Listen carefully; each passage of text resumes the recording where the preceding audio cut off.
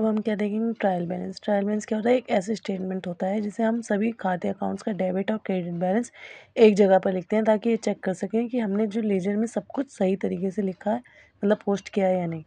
उसका फॉर्मेट क्या होता है, serial number, account name, ledger folio, debit, credit, ठीक है। नेक्स्ट है ट्रेडिंग अकाउंट। ट्रेडिंग अकाउंट क्या होता है, एक ऐसा खाता है जो यह बताता है कि बिजनेस ने सामान बेचकर कितना ग्रॉस प्रॉफिट या ग्रॉस लॉस कमाया है। ध्यान देने वाली बातें क्या होती हैं, इसके परफॉर्मेंस। डेबिट साइड, ट्रेडिंग में क्या खर्च हुआ, खर्च का नाम, opening stock, purchase, direct expenses, मतलब पहले से बचा हुआ सामान, इस साल जो सामान खरीदा जो सीधा प्रोडक्शन या परचेज से जुड़ा है। इसमें कहते हैं wages, fuel, manufacturing expenses, carriage inward, freight, import duty. Credit side में क्या कमाया, नाम, सेल, क्लोजिंग स्टॉक, मतलब इस साल जो सामान बेचा, साल के अंत में बचा हुआ सामान।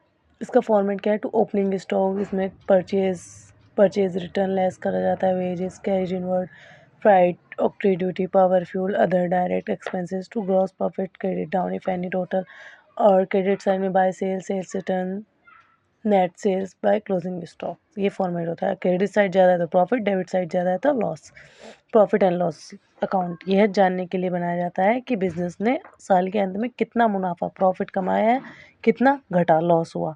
इसका फॉर्मेट भी इसी टाइप से होता है, डेबिट साइड और क्रेडिट साइड और अमाउंट दोनों साइड। इसमें क्या आता है, salary, rent, office expense, printing, stationery, travelling, depreciation, advertisement, telephone expenses, by gross profit down, by commission received, by interest received, to bad debts, to repair, maintenance, interest, loan, ये सब चीज़ें आती हैं। इस side discount receive, miscellaneous incomes. अगर आपकी कमाई income खर्च से ज़्यादा है तो आपको प्रॉफिट हुआ, अगर आपकी कमाई खर्च से कम है तो आपको लॉस हुआ। नेक्स्ट क्या है, बैलेंस शीट। बैलेंस शीट क्या होता है, एक स्टेटमेंट है जो किसी बिजनेस की एक निश्चित तारीख, जैसे 31 मार्च को, उसकी फाइनेंशियल पोजीशन, यानी बिजनेस के पास कितनी संपत्ति, एसेट्स है, और कितना खर्च या देनदारी, लाइबिलिटीज़ है। एसेट्स, बिजनेस एक के पास जो संपत्ति है जैसे कैश, फर्नीचर, स्टॉक, डेटर्स आदि।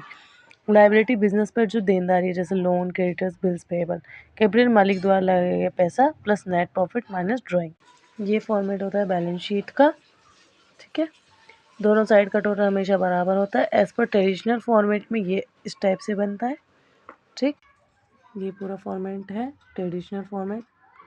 Next acquired income. Acquired income क्या होता है, जैसे आउटस्टैंडिंग इनकम भी कहते हैं, मतलब ऐसी इनकम जो कमा ली गई है लेकिन अभी तक पैसे के रूप में प्राप्त नहीं हुई।